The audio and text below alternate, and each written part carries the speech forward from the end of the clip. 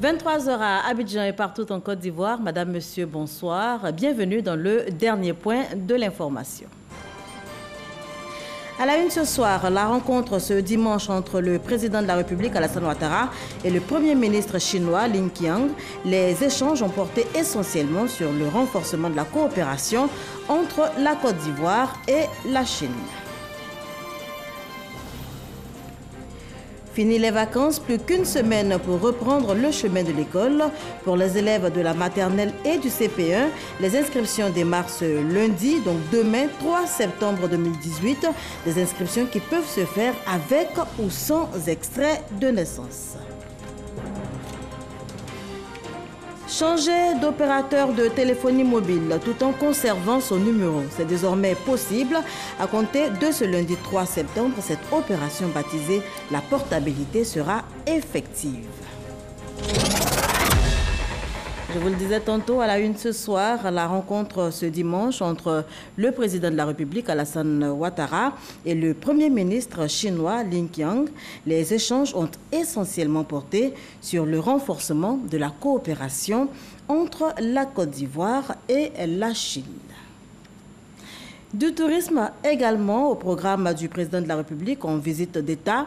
En Chine, le président Alassane Ouattara et son épouse ont visité ce dimanche la Grande Muraille de Chine, un mur construit sur plus de 8851 km. Viviane Aïma. Vestige de l'histoire millénaire de la Chine, la Grande Muraille que le président de la République Alassane Ouattara et son épouse sont allés visiter dans la matinée de ce dimanche est un ouvrage gigantesque bâti au cours de 2000 années par les différents empereurs qui se sont succédés à la tête de l'Empire chinois. Le début de sa construction remonte au IIIe siècle avant Jésus-Christ. Les monarques chinois voulaient de cette manière protéger leur territoire contre les attaques des envahisseurs situés plus au nord de leur empire. C'est un mur construit sur 8851 km et bâti en pierre de roche. Il est haut de 7 à 8 mètres, avec une épaisseur de 5 à 6 mètres. Au bas du mur, une allée permettait aux soldats de l'Empire d'être en faction. Depuis 1987, la Grande Muraille de Chine est classée au patrimoine mondial de l'UNESCO. Le président de la République et son épouse ont visité le tronçon de la Grande Muraille situé au nord de Beijing. Visite culturelle pour le couple présidentiel ivoirien. Le président de la République n'a pas manqué de dire sa satisfaction pour l'ensemble de cette visite d'État. Vous savez, c'est la première fois qu'un chef d'État ivoirien visite la Chine. Bon, moi, j'en suis personnellement à ma 4e visite depuis mes différentes activités. Mais depuis que je suis président de la République, je suis venu d'abord en 2012 pour une visite officielle. Et cette fois-ci pour une visite d'État.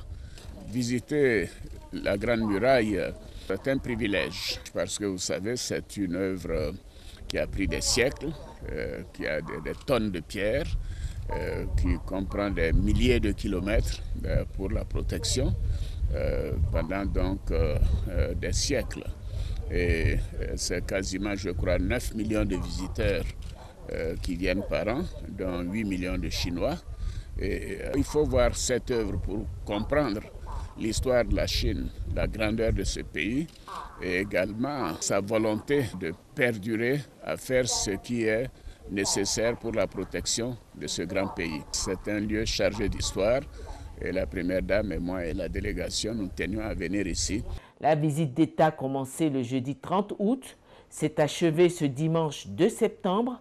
Le lundi 3 septembre s'ouvre à Beijing le 3e sommet du Forum de coopération sino-africain, une rencontre à laquelle prendra part le président de la République. Voilà, la journée de demain 3 septembre sera donc marquée, vous l'avez dit, Viviane Aïma, par l'ouverture en Chine du sommet Chine-Afrique. Retour en Côte d'Ivoire, direction Tafiéré, dans le département de Niakaramadougou, où les autorités municipales ont doté leur localité d'un hôtel de ville. Les locaux ont été visités, inaugurés par le ministre d'État, ministre de la Défense, Ahmed Bakayoko. Tafiré, dans le département de Niakara, fait partie des localités ferroviaires du pays. Ici, une forte population rurale, très active dans diverses activités commerciales et agricoles.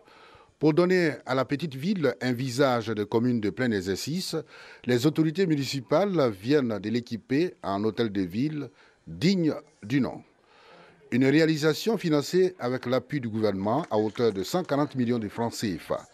Ahmed Bakayoko, ministre d'État, ministre de la Défense, anciennement en charge des affaires intérieures et de la sécurité, très imprégné du dossier de cette réalisation. Normal donc de venir en personne à Tafiré pour l'inauguration de cet édifice. Une cérémonie riche en sons et en couleurs. Si la préfecture ou la sous-préfecture est la maison de l'État, la mairie, elle, est liée à la vie quotidienne du citoyen. À la suite du maire, le ministre d'État, ministre de la Défense. Entre les Koyaka et les Tagbana, on s'aime, et nos parents, ces jeux d'alliance, c'est pour nous montrer que nous sommes le même peuple, des peuples amis. Tout ce qui nous rassemble est bon, comme le RHDP, le rassemblement. Parce que le rassemblement, c'est bon pour chacun de nous et c'est bon pour le pays. Mais la désintégration, la désunion, ce n'est pas bon, ce n'est pas une valeur positive. La cérémonie était aussi pleine de sens avec la participation de plusieurs élus et personnalités venues des autres régions du pays, dont le président du Sénat. Comme le président Alassane Ouattara et Charles Sanga et moi-même, nous sommes des enfants du rail. C'est pour cela que nous disons que nous avons la responsabilité de rassembler large. Qui dit rail, dit cosmopolitisme, dit tolérance, dit fraternité vraie. Dont de véhicules à la gendarmerie locale, coupure du ruban et visite guidée des nouveaux locaux de la mairie ont mis fin à la cérémonie. Charles Tatou signait ce reportage. Fini les vacances, plus qu'une semaine pour reprendre le chemin de l'école. La rentrée des classes est prévue pour ce lundi 10 septembre 2018.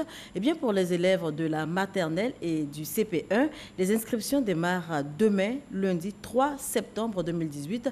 Les désinscriptions qui peuvent se faire avec ou sans extrait de naissance. 3 septembre 2018, date retenue pour le début des inscriptions à la maternelle et aux cours préparatoires première année. Des inscriptions qui se poursuivront jusqu'au vendredi 7 septembre. Les inscriptions aux primaires, n'est-ce pas, se font sans frais d'inscription. Deuxièmement, nous avons demandé à ce que tous les enfants de 6 à 9 ans soient inscrits. Les inscriptions peuvent se faire avec ou sans extrait d'acte de naissance, selon le chef de cabinet du ministre de l'Éducation nationale et de l'enseignement technique. Kouyaté Abdoulaye précise que cette décision s'inscrit dans la politique de scolarisation obligatoire initiée par l'État ivoirien. Aucun enfant de Côte d'Ivoire ne doit rester sans éducation. Donc il faut que tous les enfants aient une éducation. On ne saurait le faire sans que tous les enfants en âge d'aller à l'école soient à l'école. C'est la raison pour laquelle que les enfants aient un extrait de naissance ou pas, un extrait de jugement supplétif ou pas, que tous les enfants soient inscrits, que tous les enfants aillent à l'école. Il nous appartiendra maintenant de voir avec les parents. Les parents prendront les dispositions pour faire en sorte que les enfants aient un extrait de naissance avant, n'est-ce pas, la fin de la classe de CP1. Kouyaté Abdoulaye a également abordé la question des inscriptions en ligne au premier et second cycle. Sur plus de 2 millions d'élèves attendus, seulement 403 730 ont pu s'inscrire à ce jour. Les retardataires ont jusqu'au 8 septembre, date butoir, pour se mettre à jour. Nous incitons, n'est-ce pas, les élèves et les parents à s'inscrire le plus rapidement possible, en tout état de cause. À partir du 8 septembre, nous allons arrêter les inscriptions en ligne. On a commencé les inscriptions assez tôt pour que tout se fasse avant la rentrée, de telle sorte qu'il y a des travaux à exécuter, n'est-ce pas, avant la rentrée, à savoir les listes des classes, les préparations, n'est-ce pas, des emplois du temps. Et tout ce travail administratif doit se faire pour que la rentrée se fasse. Si cela ne se fait pas, il est évident que cela va jouer sur le début effectif des cours, mais également sur le quantum horaire. La rentrée scolaire 2018-2019 est prévue pour ce 10 septembre. Parents, élèves, personnel éducatif et corps enseignants sont donc invités à une synergie d'action pour une année scolaire réussie. Les parents doivent être en phase avec l'école pour savoir ce qui se passe à l'école, d'où leur implication dans la gestion de l'école. Quand il y a une relation étroite entre les parents et l'école, l'enfant, n'est-ce pas, a une bonne performance. Civisme et éducation de tous pour une école de qualité, c'est le thème retenu pour la rentrée scolaire 2018-2019. Et dans l'enseignement supérieur, les épreuves écrites du BTS, brevet de technicien supérieur, démarrent demain, lundi. Notez qu'ils sont 44 000 candidats pour 33 filières. Pour faciliter l'apprentissage des élèves de Tien-Kwa-Kro, leur permettre donc d'étudier dans de meilleures conditions, le conseil régional du Gontougo vient d'offrir à la localité située dans le département de Kounfao, un collège moderne. Il a été inauguré par le ministre de la Santé et de l'Hygiène publique. Reportage Herman Niamia. La réalisation du collège moderne de Tien-Kwa-Kro dans le département de Kounfao, inauguré officiellement ce jour par le ministre de la Santé et de l'Hygiène publique, est la matérialisation de l'engagement du conseil régional du Gontougo de doter chaque sous-préfecture de la région d'un collège de proximité. À travers la construction du collège moderne de Tien-Kwa-Kro, qui porte désormais à 5 le nombre de collèges de proximité construits dans la région, le conseil régional du Gontougo veut rapprocher les structures de formation des apprenants afin de freiner les grossesses en milieu scolaire et aussi les mauvais résultats scolaires. Les élèves, surtout les jeunes filles, lorsqu'elles sont éloignées de leurs parents, elles ne peuvent plus tenir le coup. Elles n'ont pas la possibilité de trouver à manger pour faire face à leurs besoins quotidiens. Elles sont obligées d'abandonner l'école. Le parrain de la cérémonie, le ministre Aka Wele, qui a lui-même une bonne expérience des collèges de proximité, parce qu'étant le président du conseil régional du Sud-Komoué depuis plusieurs années, n'a pas manqué d'encourager ce genre d'initiative. Aujourd'hui, les enfants entrent en 6e à 9 ans, à 10 ans, à 11 ans, donc sont trop jeunes pour les éloigner de leurs parents. Donc, une des conditions pour espérer que ces enfants fassent de bonnes études, c'est qu'ils soient dans leur milieu jusqu'à un certain âge avant de s'en éloigner. D'un coût global de 200 millions de francs CFA, le collège moderne de Tien-Kwa-Kro dispose de 3 bâtiments de 3 salles de classe chacune et d'un bâtiment administratif. Depuis son ouverture en 2016, cet établissement d'un effectif de 261 élèves a obtenu de bons résultats scolaires. En fin d'année, le niveau 6e a enregistré un taux d'admission de 80% et 79% pour le niveau 5e. Malgré ces résultats satisfaisants, le collège est confronté à des difficultés. L'école est encore inachevée, nous n'avons pas d'électricité, ce qui crée un problème énorme pour le traitement des textes. Il n'y a que 3 professeurs bivalents.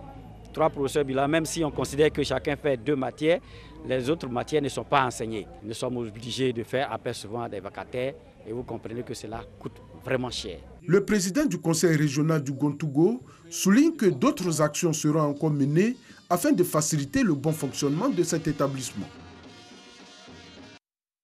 D'opérateur de téléphonie mobile tout en conservant son numéro. Inimaginable par le passé, mais possible dès demain.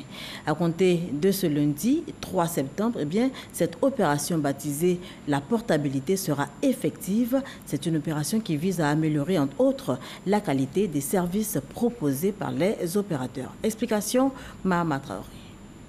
La téléphonie mobile en Côte d'Ivoire, c'est plus de 32 millions d'abonnés répartis entre 3 opérateurs. Dès ce lundi 3 septembre, il sera désormais possible pour chacun de ses abonnés de changer d'opérateur, mais tout en conservant son numéro. Cette opération, dénommée la portabilité, est conduite par l'ARTCI, l'autorité de régulation des télécommunications TIC de Côte d'Ivoire. La qualité de service est souvent décriée. Ceux qui le signalent, c'est parce qu'ils sont peut-être dans des réseaux qu'ils trouvent mauvais. Mais comme ils peuvent changer, tous les opérateurs ne sont pas les mêmes. Comme ils ont le droit de changer, ça veut dire qu'il y aura, je pense, moins de plaintes. Et aussi, les opérateurs seront obligés de faire plus d'efforts pour être à de bons niveaux, et de sorte que les consommateurs soient toujours satisfaits. Changer d'opérateur, mais à quelles conditions? Qu'il soit abonné prépayé ou post-payé, L'abonné doit au préalable être identifié, avoir reçu ou émis des appels et des SMS depuis plus de 60 jours, ne pas avoir changé d'opérateur lors des 60 derniers jours ou encore ne pas être en contentieux pour impayé avec l'opérateur dont on souhaite se séparer. Le délai, normalement, vous avez 24 heures pour pouvoir réaliser l'opération. Mais une fois que tout le process est quasiment achevé, disons en 1 heure de temps, normalement, vous pouvez réaliser disons, l'opération et être en portage. Hormis le montant de la carte SIM du nouvel opérateur, la portabilité ne coûtera rien à l'abonné. Mais nous allons insister pour que les opérateurs fassent de sorte qu'on puisse identifier. Donc il va y avoir peut-être des SMS ou des messages en ligne, des informations qui permettront à ces utilisateurs-là de savoir où ils se trouvent. La RTCI rassure également que tout numéro de téléphone porté conserve le compte Mobile Money associé et le solde disponible. D'environ 20% en 2011, le taux de couverture en électrification rurale de la région de Londénié-Djuablin est passé à 95%. Information donnée par le ministre Pascal Kwaku Abina, par ailleurs président du conseil régional. Et c'était lors de la mise sous tension du village d'Amon-Koukro dans le département d'Abangourou. On y va avec Kwasi et Mamadou. Déscolarisé depuis 5 ans, Richard s'est trouvé comme activité principale la coiffure, une activité qu'il exerce dans son village, à Amangouakro, dans la sous-préfecture d'Annesué. Depuis quelques jours, les activités de Richard connaissent une évolution. Avant, je coiffais à la lame. Maintenant, comme le courant est venu, je suis passé à la tondeuse. J'ai constaté que la tondeuse, ça passe vite. La connexion de ce village au réseau électrique national est un axe de développement qui profite à toute la population de ce village du département d'Abengourou. Avant, on n'avait pas ce ventilateur, mais aujourd'hui, là, ça passe. On n'a plus de problème à charger les téléphones.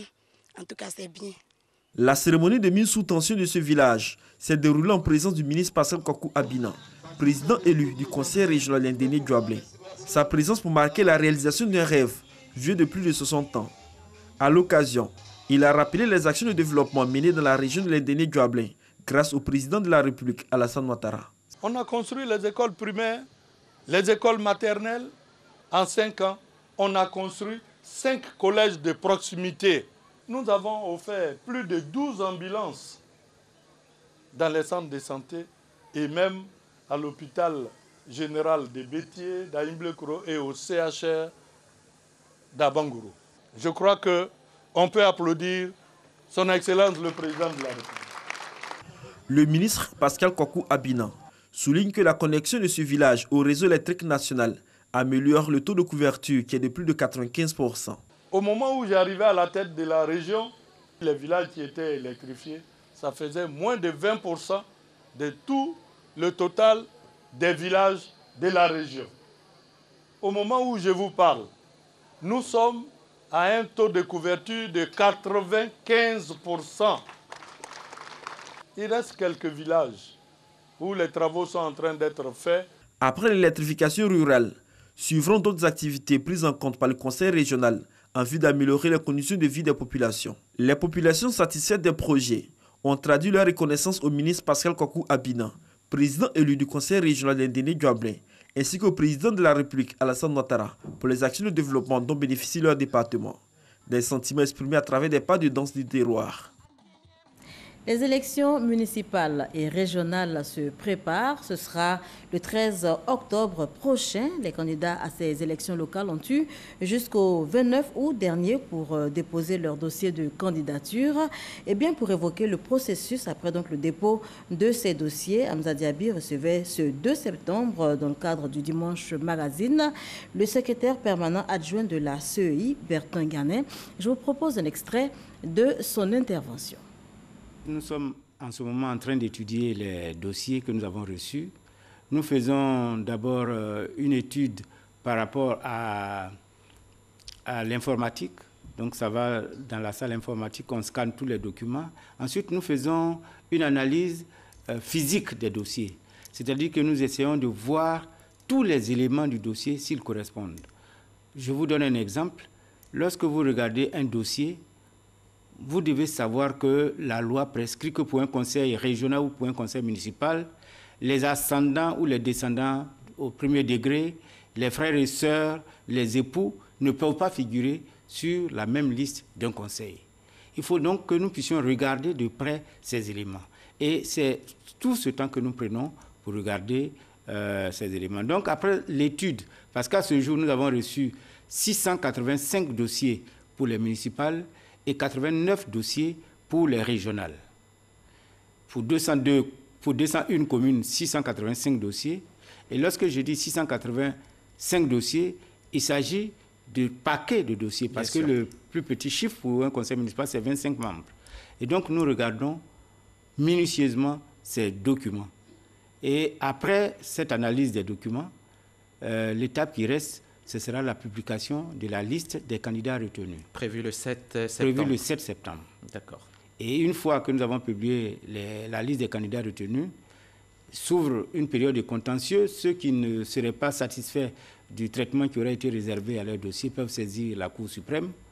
Ensuite, nous passerons à une autre étape maintenant, l'organisation du scrutin avec les formations qui précèdent et avec la convocation des membres des bureaux de vote.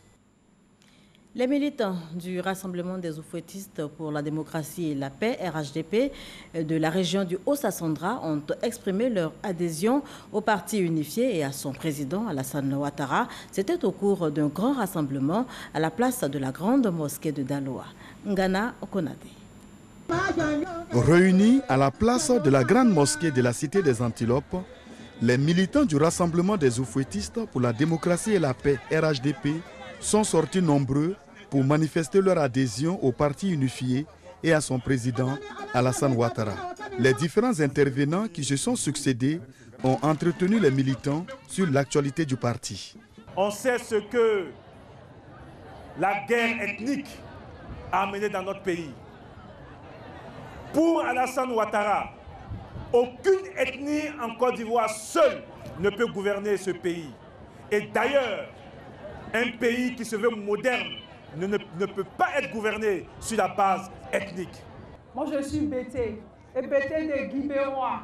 Mais je suis RHDP et je suis fière d'être RHDP. Parce que au RHDP, c'est le creuset de la paix. C'est la stabilité pour la Côte d'Ivoire. Chers mamans, chers jeunes, vous devez être fiers de dire que vous êtes RHDP. Pour Lansine Diaby, parrain de l'événement, le RHDP est la seule alternative pour la paix et la stabilité en Côte d'Ivoire. Un message bien compris par les militants. Le RHDP unifié, c'est la paix, c'est la cohésion. Et je pense qu'avec le RHDP unifié, nous aurons encore beaucoup de choses à recevoir comme bien fait dans ce pays. Nous sommes sortis nombreuses, vraiment pour dire merci à Alassane Ouattara. Quand on dit des partis unifiés, c'est l'union, la cohésion entre les enfants de la Côte d'Ivoire. On a dit qu'un pays n'est beau que par la variété effectivement de ses ethnies. Et au RHDP, vous avez toute la preuve qui a été aujourd'hui fournie. Concernant les échéances électorales à venir, les cadres du RHDP ont appelé les militants de la région du Haut-Sassandra à la mobilisation pour les élections municipales et régionales d'octobre prochain.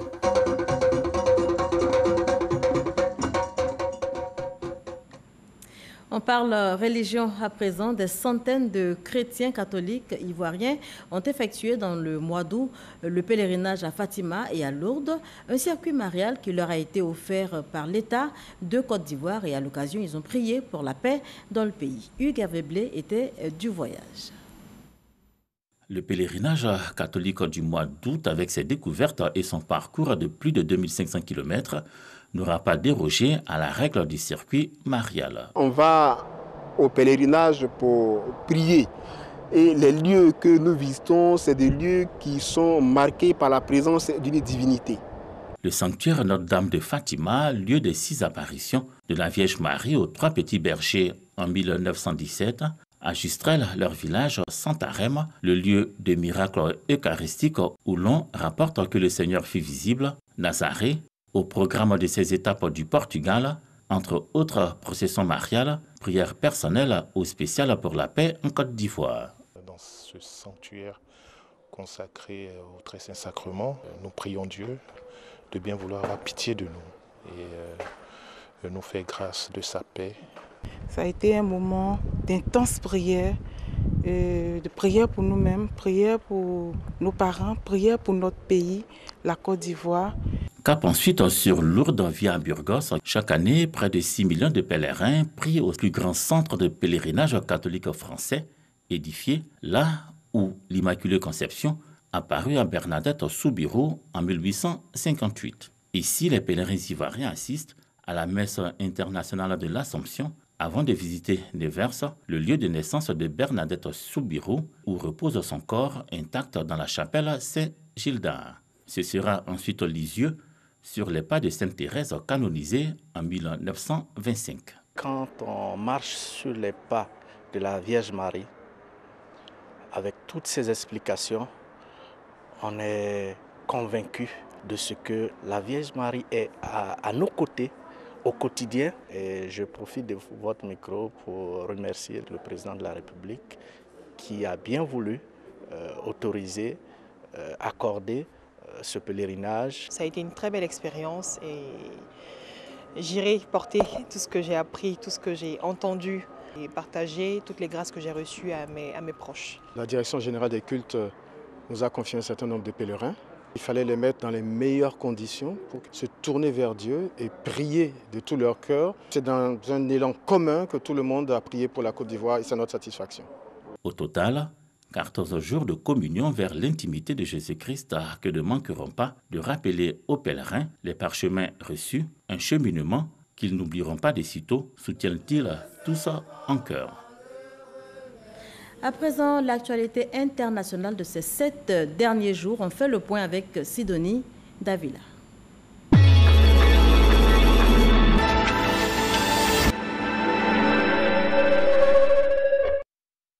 Au Burkina Faso, 7 membres des forces de sécurité intérieure ont trouvé la mort lors de l'attaque de la brigade de gendarmerie de Pama dans l'est du pays, dans la nuit du lundi. Cette équipe composée de gendarmes et de militaires en route pour secourir le poste de gendarmerie de Pama est tombée dans une embuscade. C'est la 2e fois en quelques semaines que les forces de sécurité burkinabais sont ciblées. Après 15 mois passés au gouvernement, le ministre d'État chargé de la transition écologique et solidaire, Nicolas Hulot, présente sa démission mardi à la surprise générale. Invoquant une décision mûrie depuis de longs mois, la démission de Nicolas Hulot porte un coup à l'exécutif qui est déjà en chasse d'un remplaçant. Safiatou Lopez, figure de la révolution de 2014 au Burkina Faso, n'est plus libre de ses mouvements. La militante de la société civile a été arrêtée mercredi pour son implication possible dans une tentative de faire évader des détenus de la Maka, selon le parquet. L'assaut a été donné aux environs de 21h30 à son domicile de Ouagadougou par des éléments de l'unité spéciale d'intervention de la gendarmerie. Une attaque sur une base militaire de l'armée nigériane a fait au moins 30 victimes jeudi dans le nord-est du pays, non loin de la frontière du Niger. Cette attaque a été revendiquée par le groupe Boko Haram. Équipés de matériel militaire, ces terroristes ont également subi de lourdes pertes. Depuis le début de la semaine, des milices rivales s'affrontent dans la capitale libyenne. Cette reprise de violence intervient après quelques mois d'accalmie. 27 morts et plus de 100 blessés, parmi lesquels des civils. C'est le bilan provisoire produit vendredi. Les gouvernements américains, britanniques, italiens et français condamnent l'escalade continue des violences à Tripoli et aux alentours. Les Mauritaniens ont voté samedi pour le premier tour des élections législatives et locales. Plus de 1,4 million d'électeurs pour départager les 98 formations en lice pour les différents sièges en jeu. Après le boycott de 2013, l'opposition compte ratisser large cette fois et ainsi contrecarrer les ambitions d'un 3e mandat qu'on prête au président Abdelaziz. Les responsables américains accusent les autorités pakistanaises d'ignorer ou même de collaborer avec des groupes islamistes radicaux, dont les talibans afghans. Pour cela, l'armée américaine veut réaffecter 300 millions de dollars promis jusqu'à présent au Pakistan. Cette décision du Pentagone doit être validée par le Congrès.